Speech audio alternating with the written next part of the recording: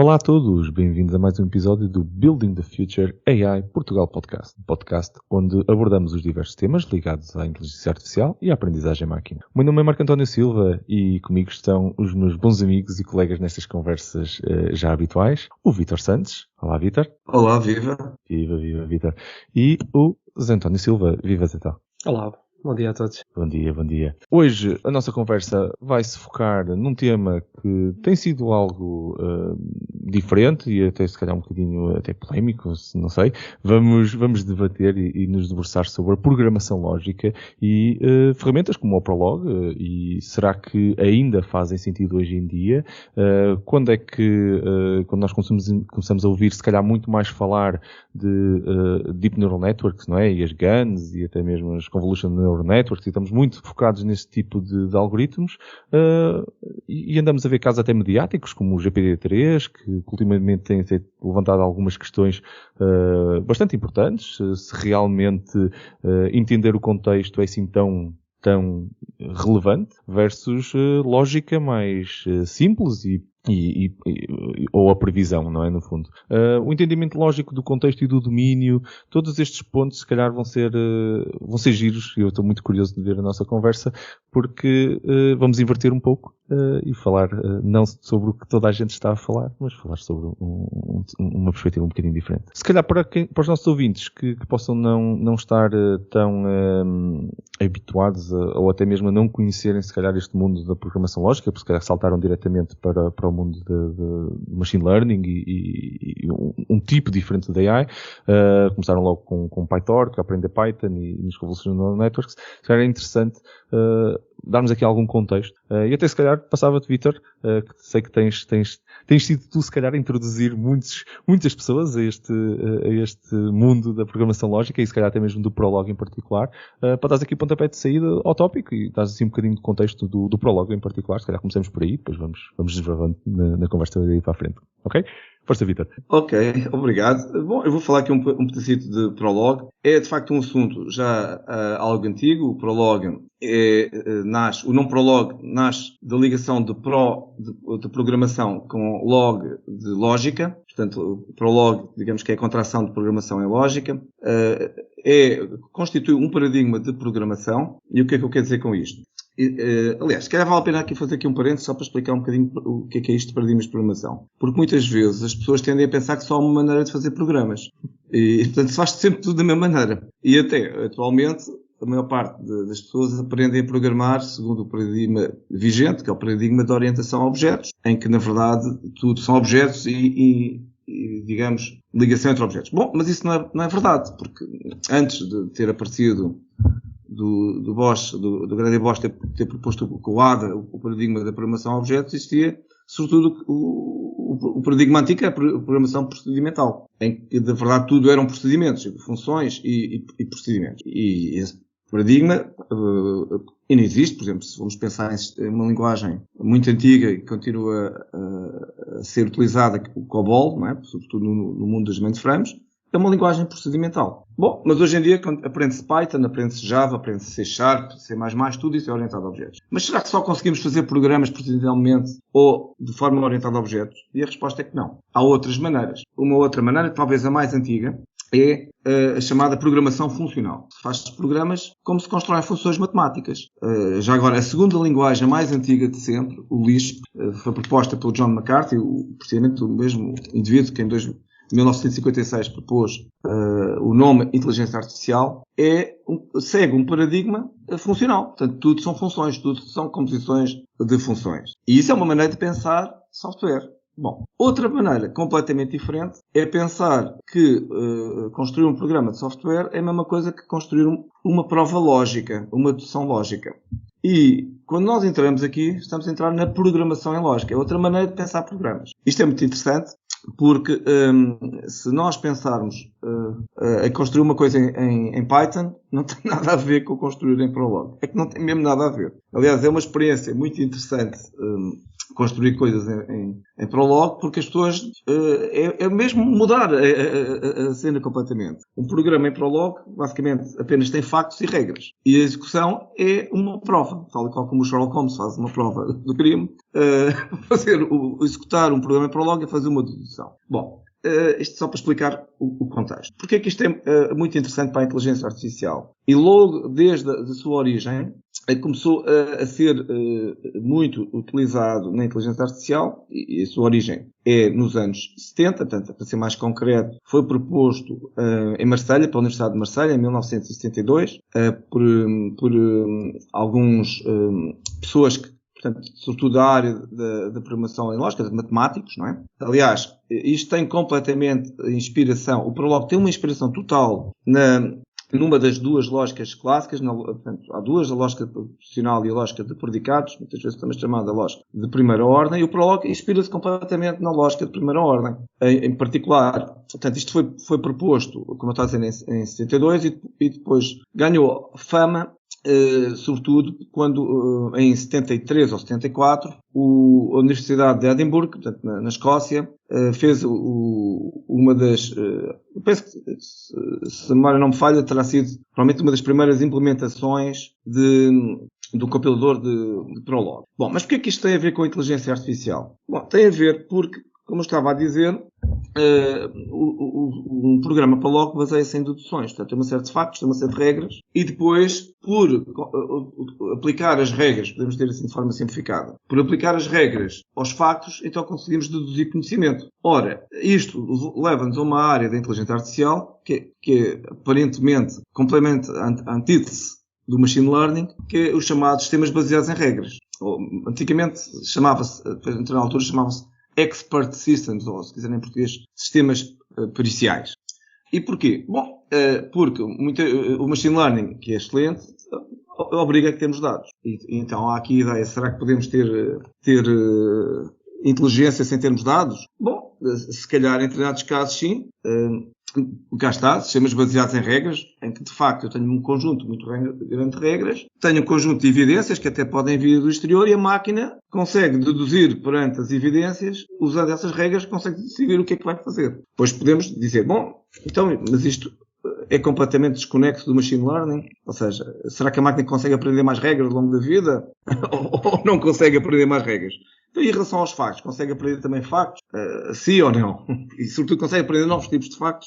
E é uma discussão interessante. Eu ia só dizer mais uma última coisa, só para falar aqui, talvez aqui terminar esta pequena introdução, que é só dizer o seguinte. O Prolog teve muita aceitação na Europa e depois, curiosamente, ou estranhamente, no Japão. Com aquele grande projeto dos japoneses, que foi um projeto de Estado de utilizar inteligência artificial, portanto, para o serviço de economia, portanto, eles tiveram esse já aqui falámos desse projeto, não é? Aqui no nosso podcast. Curiosamente, nunca teve uma grande aceitação nos Estados Unidos, e porquê? Bom, porque havia o Lisp e o McCarthy, não é? O John McCarthy e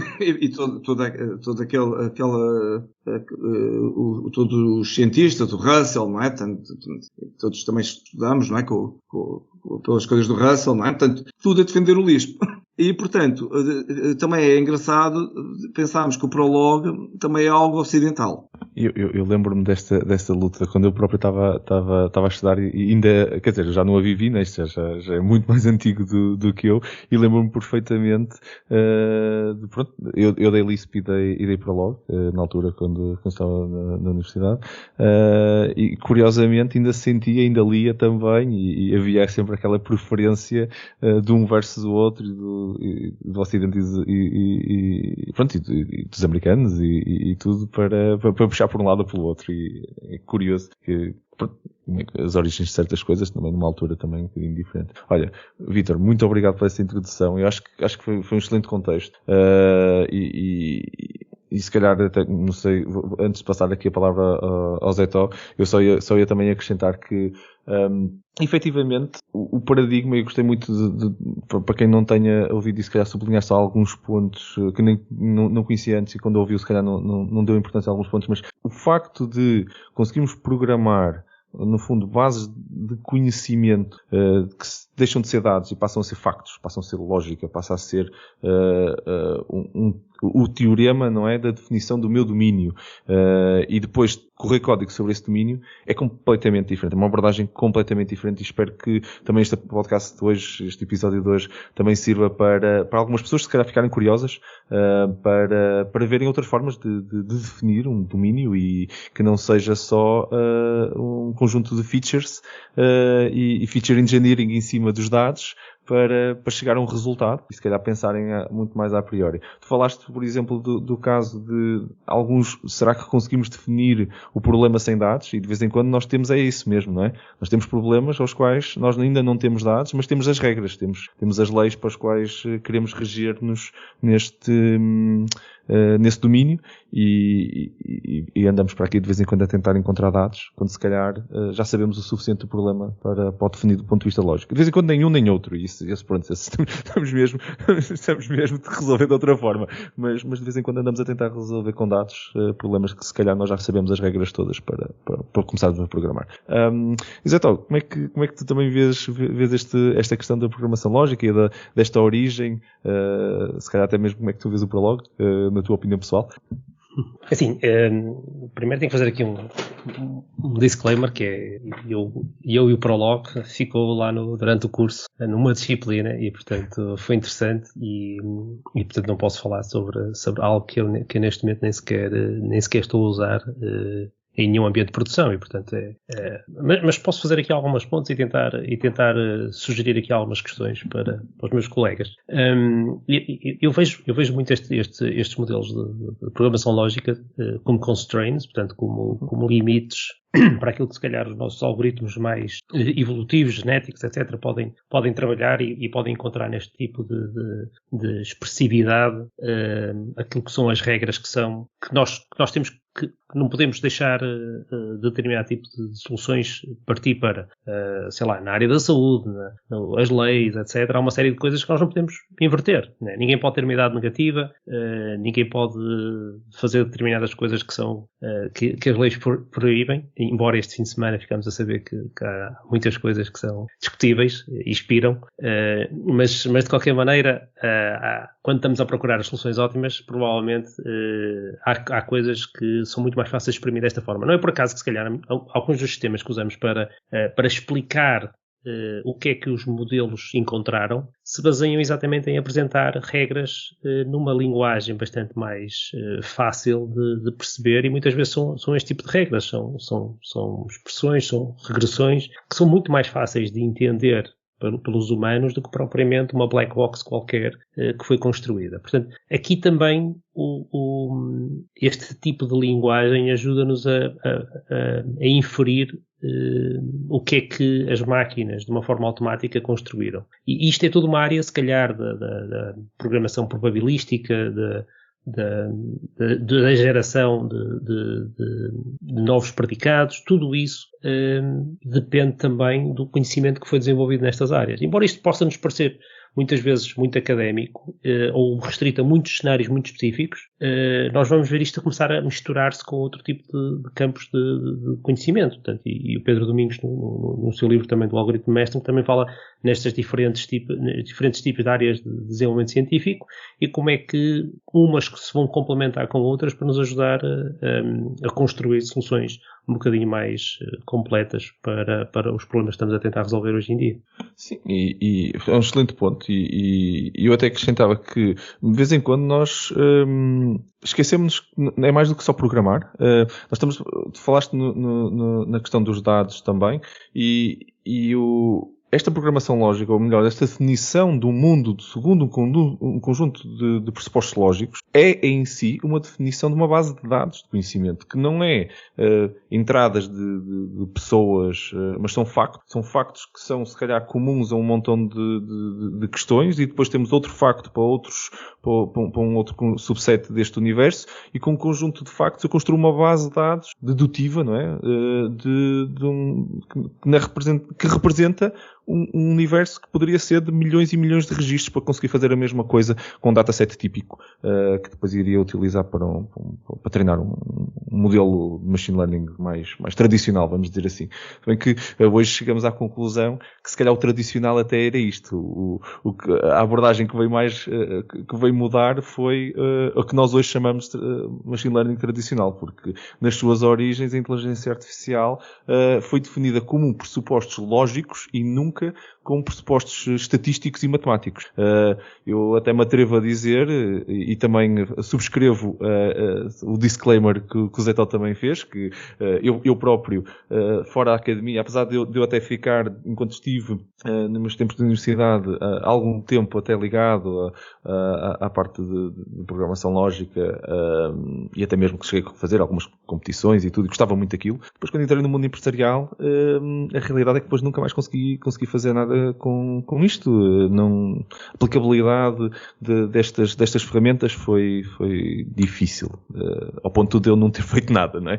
Mas na sua origem continua a ter um respeito enorme pela abordagem, porque acho que na sua origem é a abordagem efetivamente pura, efetivamente de desenho lógico, que se calhar até pode ser o grande segredo, e uma das consequências de nós não temos, se calhar, ainda aquela General AI, que andamos todos aqui a sonhar, é que se calhar estamos aí por um caminho que não entende, e quem começou a desenhar este caminho no início estava, se calhar, a ver um destino que depois não conseguimos chegar lá, porque fomos desviados por um caminho mais matemático e mais estatístico. Força.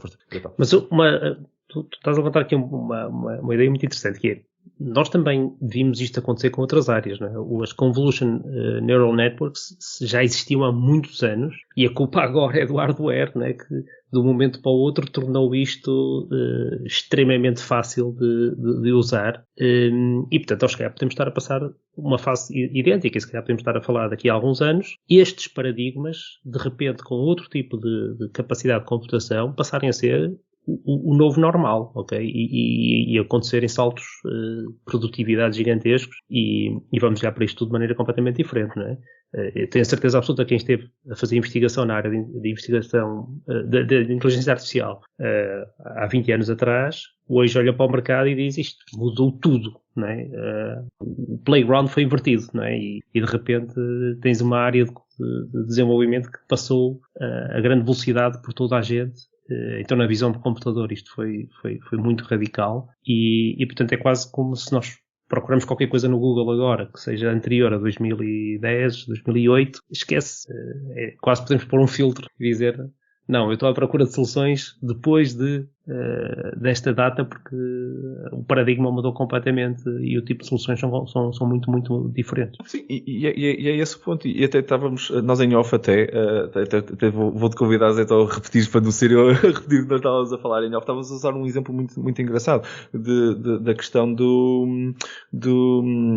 da colocação dos alunos dos alunos, professores e pronto, sim, um bocado esse foi o paradigma que eu aprendi, que, ok, problemas de otimização de horários para professores e alunos numa escola é exatamente o tipo de solução que neste momento este tipo de ferramentas são muito melhores para especificar. E depois vimos problemas com a colocação dos professores, vimos como duas equipas completamente diferentes, uma falhou redondamente na colocação dos professores, e depois chegou outra equipa com um mindset completamente diferente, um background completamente diferente, e pegou no problema e em 24 horas tinham uma solução a funcionar. E isso claramente é a ferramenta adequada ao problema que está ali, e muitas vezes nós falhamos nestas coisas porque estamos habituados ao nosso martelo, não é?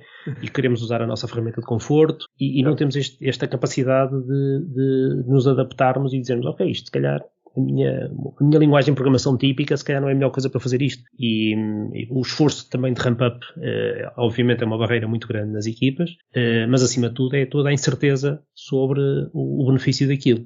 Eu acho que hoje em dia nós já estamos a ultrapassar bastante isto, não é? Portanto, hoje em dia o programador típico tem que ser um bocadinho mais aberto do que isso, e portanto hoje em dia nós já nos habituamos a ter muitas linguagens diferentes para o mesmo projeto, e essa barreira está a começar a ser ultrapassada.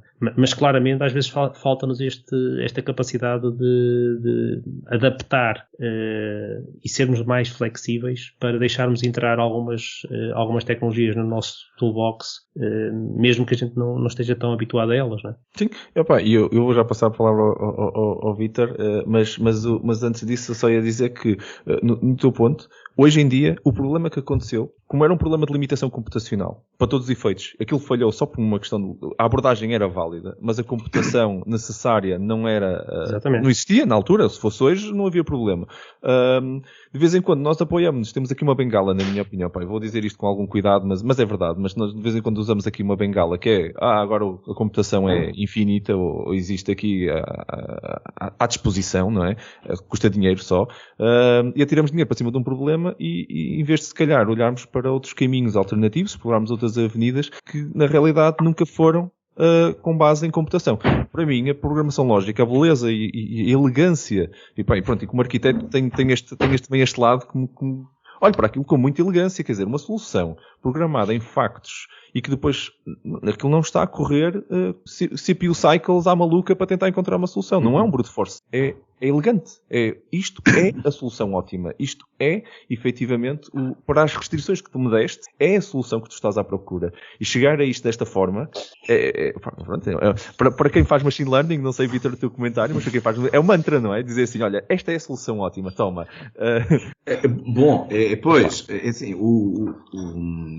É preciso ver que, quando nós estamos a fazer programas em Prolog, como eu estava a dizer há bocado, são demonstrações. E o Prolog tem aqui uma coisa que é um conceito que vem precisamente da própria lógica de predicados, que é que eu ou demonstro, e demonstro então é verdade, e é perfeito, se não consigo demonstrar, isso não é igual a ser falso. Isto significa que eu não consegui demonstrar. Depois,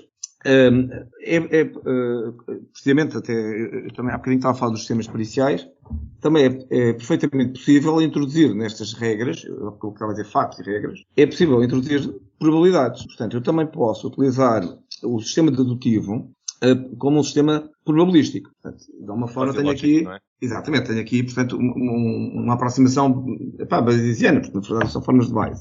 E portanto, o Prolog serve para fazer estas coisas. E isto pode ser muito interessante porque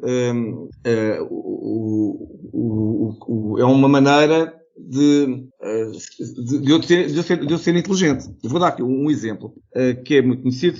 Eu estava a lembrar de um sistema que vem, salvo erro, dos anos 80, chamado MSIM, que era um sistema pericial de diagnóstico médico. E o que acontece? Bom, como é que isto funcionava? Portanto, os factos eram recolhidos por pergunta ao paciente. O paciente dizia, então, dói-lhe a barriga? Sim.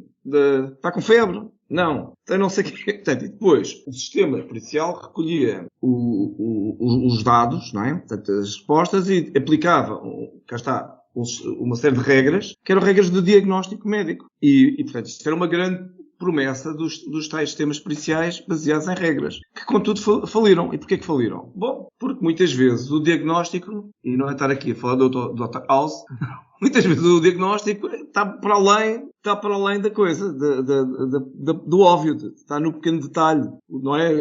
Eu tenho ideia até de um pormenor em que o Dr. House viu que não sei quem estava a mastigar uma pastilha elástica e ia ficar agoniado, então mudou o diagnóstico completamente, por causa da pastilha elástica. E portanto, vejam, o machine learning consegue apanhar esses pormenores. E portanto, os sistemas baseados em regras não. Depois, há aqui uma outra coisa que tem a ver com... portanto, isto digamos que é a parte negativa. Outra parte, e concordando com o que estava a dizer o Zé Tó, é que é muito interessante, é que nós aqui conseguimos perceber esta IA baseada no sistema dedutivo é auditável. E isso é uma grande vantagem. Porque quando nós queremos falar das questões de transparência em AI, coisa que nós não temos não existe numa rede neuronal. Portanto, não é trivial, muito menos numa rede de deep learning. Portanto, como é que ela decidiu assim? Eu não sei.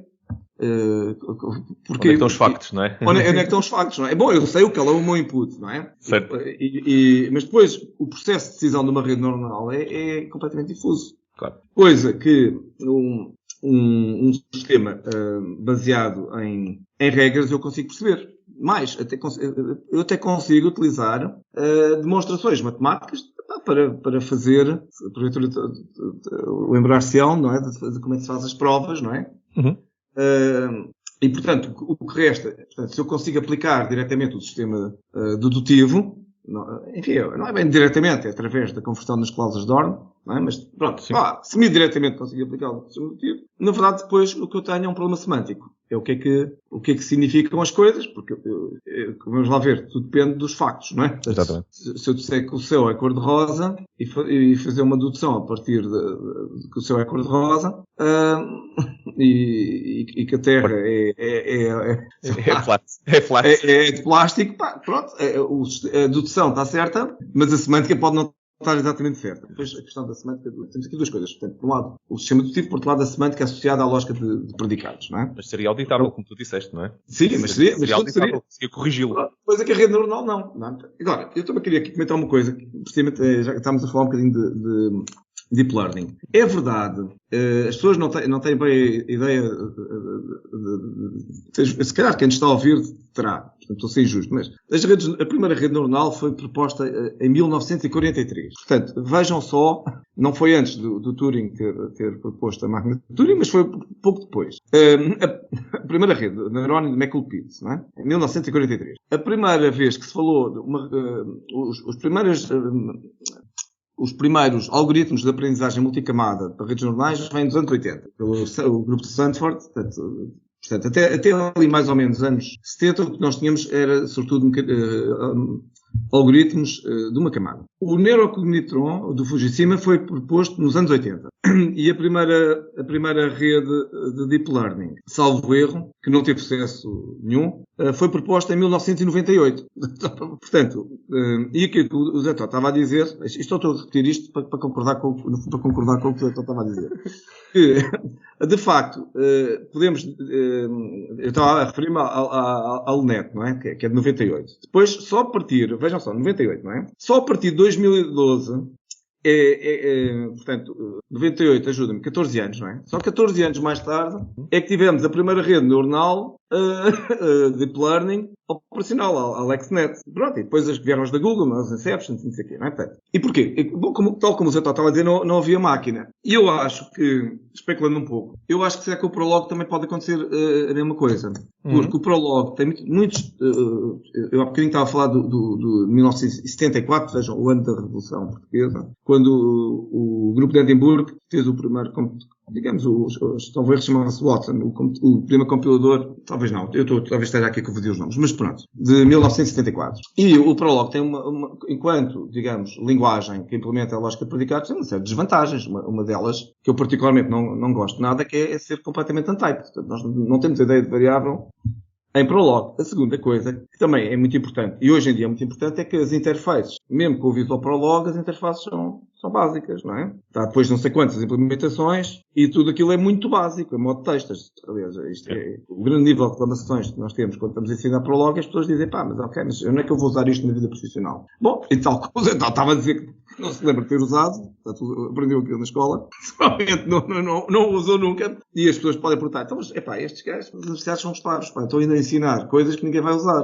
Em vez de estarem a preparar as pessoas para o mercado, estão aqui a preparar, a ensinar uma coisa académica, portanto, não é nada disso. Mas, dito isto, o Prolog pode ser embebido, não só pode ser perfeitamente embebido dentro do Java. Aliás, há várias implementações que permitem embeber.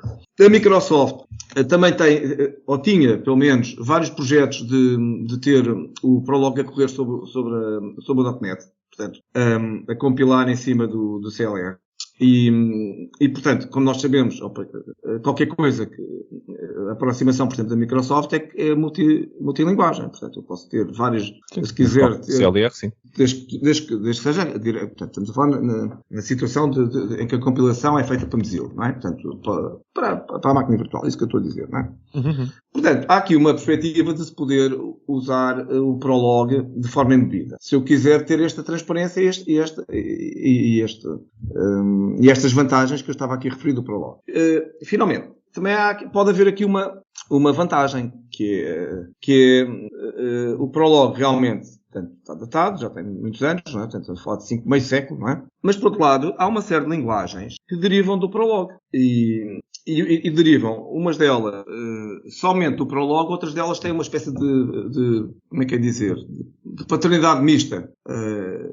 Ou seja, vão buscar coisas ao mundo funcional e vão buscar coisas ao mundo da programação em lógica. E isso confere-se uma enorme modernidade, pelo menos no meu modesto entendimento, confere-se uma enorme modernidade de interesse. Porquê? Porque resolve algumas coisas, algumas dificuldades que nós temos no Prolog, como eu estava a dizer, por exemplo, a questão do type das variáveis, não é?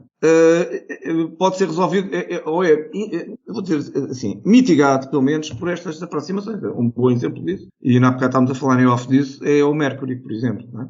Não só, mas o Mercury.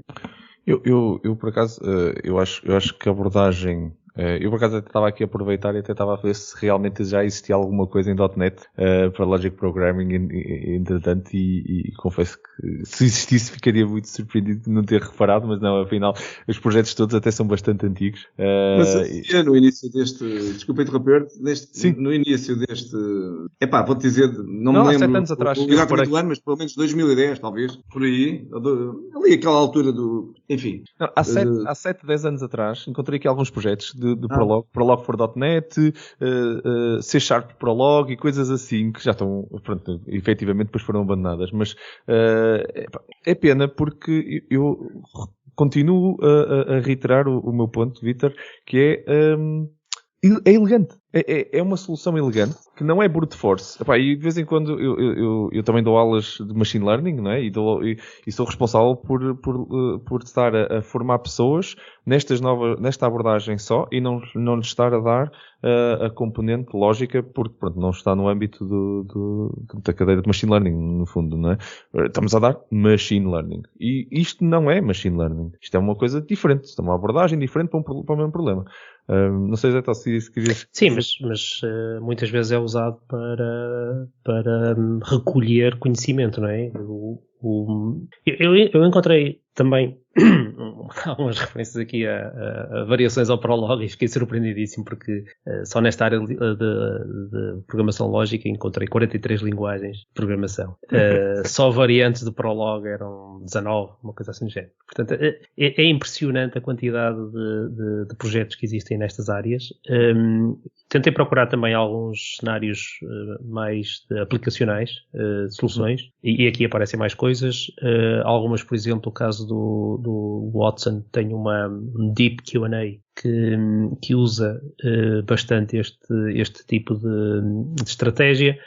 Encontrei também uma plataforma concorrente de Cloud Systems de Low Code, que é o Genexus, que na América Latina, e eles também usam para a componente toda da AI, que usam Prolog. Encontrei uma base de dados que é TerminusDB, que é usada para ontologias e coisas desse género, e portanto eles também usam aqui o Prolog, e é uma forma de procurar e fazer pattern matching de factos, não é? que podem ser usados e aqui se calhar mais numa tentativa de ter ambientes colaborativos para o preenchimento destas árvores de conhecimento e portanto, para a representação daquilo que está a ser descoberto e portanto há aqui toda uma tentativa de usar isto para representar o conhecimento e quando começamos a falar de grandes estruturas de dados e com muitas pessoas para colaborativamente alimentar este tipo de informação, não estamos claramente a falar do mesmo modelo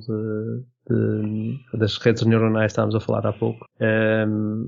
Aqui isto tem que ser um bocadinho mais inteligível por utilizadores e passa por muitas regras que são preenchidas manualmente também e portanto provavelmente aqui o cenário do envolver as pessoas é mais importante do que o envolver o silicone, muito CPU para resolver o problema com GPUs, né? É um bom ponto. E eu assim, até um último ponto que eu gostava de lançar aqui para nós discutirmos é então, e o próprio Vida já introduziu um pouco isto, que é, então, se estamos a ver aqui algum valor na abordagem, ok, se calhar temos aqui alguma coisa que está a bloquear a adoção, não é? Sem dúvida. Se calhar somos nós.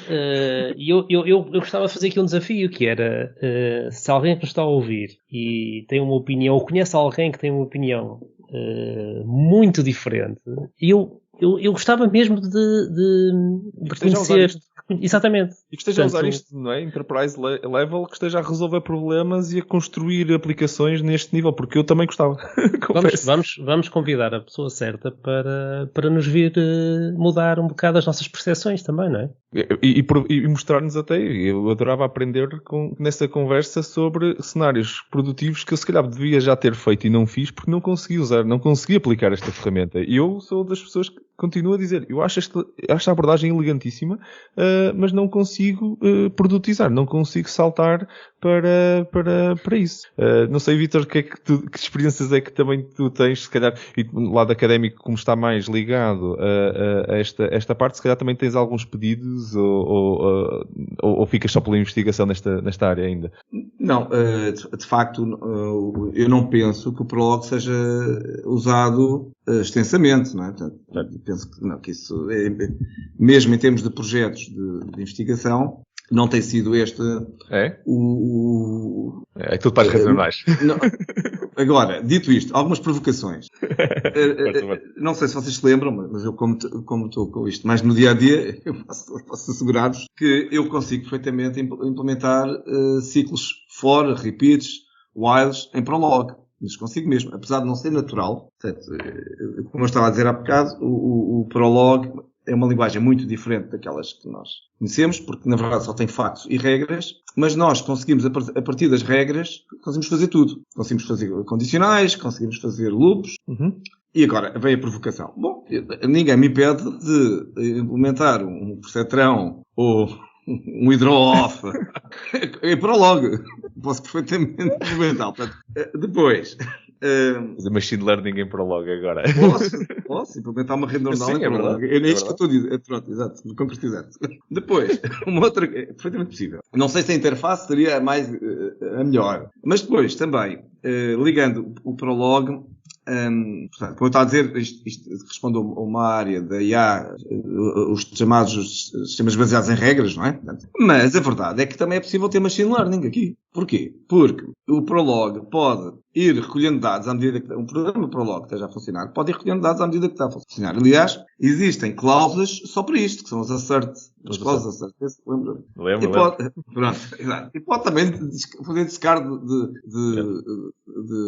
dados. Isto em linguagem prologuês, fazer retract. Pronto. E o que é que isto significa? E já agora, também pode não só aprender factos, como pode aprender regras.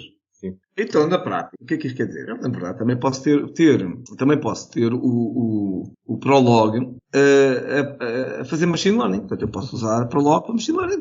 Porque não? Portanto, posso fazê-lo. Depois, ainda queria aqui dizer outra coisa aqui no nível ainda das provocações. Eu posso dizer assim, eu não estou aqui a fazer a apologia, deixa-me dizer, do Prolog, porque temos todos, com certeza, boas razões. Se a malta prefere usar Python ou C# ou Java em vez do Prolog, eu direi que provavelmente existirão razões muito fortes. Isto aqui a falar, não é?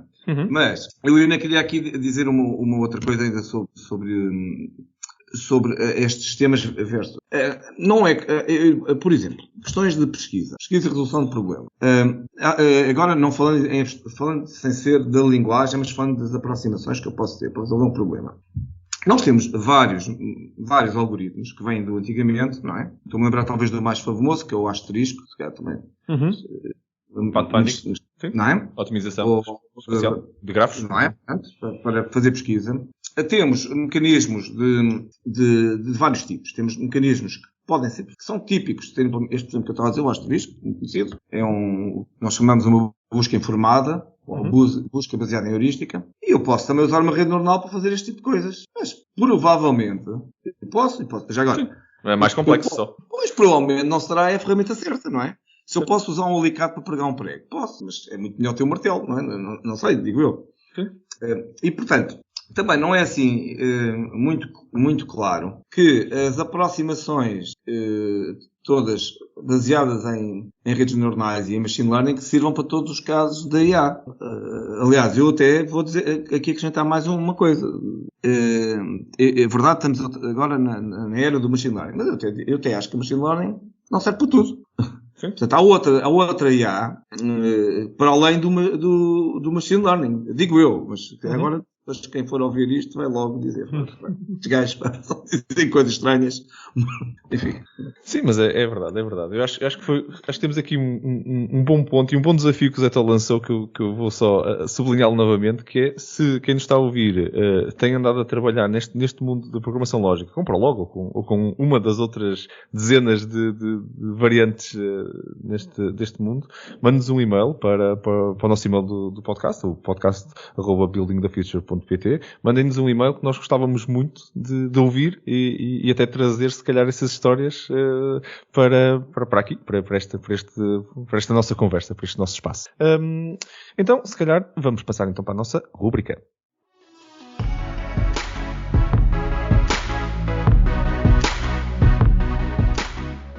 Bem-vindos à nossa rúbrica AI News, o segmento que faz parte dos nossos episódios, onde cada um de nós traz-vos uma notícia que sentimos que foi relevante, que tivemos acesso a ela nos últimos dias e comentamos um pouco essas notícias. Os links para todas as notícias estão publicados na descrição do episódio. Se quiserem ler sempre as notícias na íntegra, é só irem à descrição.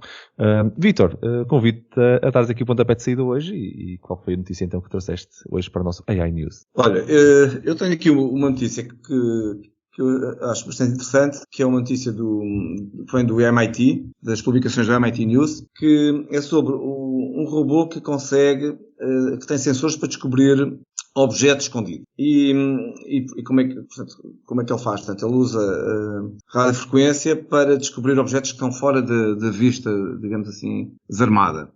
Porquê que isto é interessante? Bom, é interessante não exatamente por causa disto, bom, ficámos a saber, pronto, que eles estão a fazer experiências com estes robôs, mas é interessante por aquilo que nos pode levar a pensar sobre uma ideia que é, por um lado, nós temos os robôs como humanoides, portanto, estão a imitar o homem, mas outra coisa é termos robôs com superpoderes. O que é que eu quero dizer com isto? Robôs que veem melhor do que nós, até veem coisas através das paredes, como é o caso deste, por exemplo. Robôs que ouvem melhor do que nós, conseguem ouvir todo tipo de sons. Robôs que conseguem ter outro tipo portanto, a nossa pele nós conseguimos, temos o tato, não é? Bom, mas se calhar um robô consegue ter um tato mais apurado, que até consegue dizer a composição dos materiais. E por aí fora. E então, eu acho que mais do que ter aqui esta notícia que o MIT está a fazer um robô que consegue ver objetos escondidos, portanto, através de uma tábua, através que está dentro de uma caixa sem abrir a caixa, mais do que isto é interessante o robô, a construção de robôs com características não somente iguais aos homens, mas superiores aos homens. Eu achei isto bastante interessante. Sim, eu lembro-me de ver as notícias até da Boston Dynamics, tem sido quem está na robótica aí com força e está a fazer, não está a tentar, quer dizer, também estão a tentar fazer alguns robôs que andam e que parecem humanos, mas também estão a fazer, o grande robô deles até não tem nada a ver com o homem, até parece nem um cão, nem um cavalo, assim uma coisa um bocado híbrida que se equilibra e que faz muitas coisas, que tem um braço também e pronto, não existe representação da natureza e acho engraçado pensarmos quando construímos não precisamos estar presos pelos mesmos modelos e restrições que nós, humanos e outros ainda mais têm. Um bom ponto de vista, Vítor, obrigado. Zé-Tó, do teu lado. Eu trago aqui um link de uma notícia muito recente que a NVIDIA, que nós vamos seguindo, não é? A NVIDIA é sempre daqueles fabricantes que nos vai fornecendo hardware, e é interessante ver que eles se lançaram agora numa área de CPUs também, com uma plataforma Grace, em homenagem à Grace Hopper, e É algo disruptivo nesta indústria. Nós temos seguido um bocado as arquiteturas que eles vão promovendo, os DGX, que são os workstations muitas vezes usadas para maximizar a capacidade aqui de processamento para treino de algoritmos da AI, e eles agora estão-se a lançar aqui mesmo os supercomputadores, com 2 clientes já, um na Suíça, outro nos Estados Unidos. A HP vai ajudar a fazer estas máquinas. Isto é baseado em ARM. Portanto, estão a licenciar os processadores ARM para fazer esta arquitetura, que está otimizada para uma largura de banda gigantesca, quantidades de memórias gigantescas. Isto é para fazer processamentos muito grandes, obviamente, e ainda estamos aqui no domínio dos supercomputadores, mas é um sinal interessante para quem está nesta área, de como é que está a evoluir aqui este jogo do hardware e com a especialização que está a acontecer. E, portanto, estamos a ver aqui também, à semelhança do que estavas a falar da Boston Dynamics, estamos a ver aqui uma adaptação também do hardware para estes casos de machine learning, e já se começam a fazer computadores específicos para determinado tipo de funções, obviamente, e aqui é uma escala gigantesca, não é? Nem imagino quanto é que custam estas coisas, mas certeza absoluta que daqui também vão sair muitas inovações para os comuns dos mortais. Se calhar muita malta do data mining também deve estar do Bitcoin, não é? Deve estar a olhar para estas inovações e tentar perceber o que é que isto quer dizer também. Mas para nós que estamos na área de machine learning, obviamente, é interessante ver aqui a especialização do hardware e conseguir tirar o máximo processamento possível do silicone que temos hoje em dia. Mas então, sem dúvida, uma excelente notícia e bastante recente, e eu estou por acaso muito curioso de ver se eles agora fizerem a arquitetura toda, não é? Começarem a controlar mais do pipe, o que é que vem aí. É de vez em quando estas pequenas revoluções que dá-se assim uns saltos interessantes. Ainda hoje estivemos a falar exatamente disso também, de alguns saltos que de vez em quando precisavam de existir em algumas áreas. Espero que esta também aconteça e espero que não vá tudo para os miners, como tu disseste, que a gente consiga trazer aqui umas coisas engraçadas também com isso. Olha, eu da minha parte, eu trouxe-vos uma notícia da CNBC, bastante interessante sobre, e que vai tocar até um ponto que nós falamos no passado com o Tim O'Brien, quando falamos sobre ética e sobre a necessidade de regulação. A notícia diz que, há um conjunto de researchers, não é? De investigadores da AI, que estão a pedir aos reguladores para não meterem, a notícia até diz, don't slam the brakes, não é? Não metam o pé assim com força aí no travão completo, no desenvolvimento da AI. O próprio Eric Schmidt, ele está a liderar nos Estados Unidos o National Security Commission.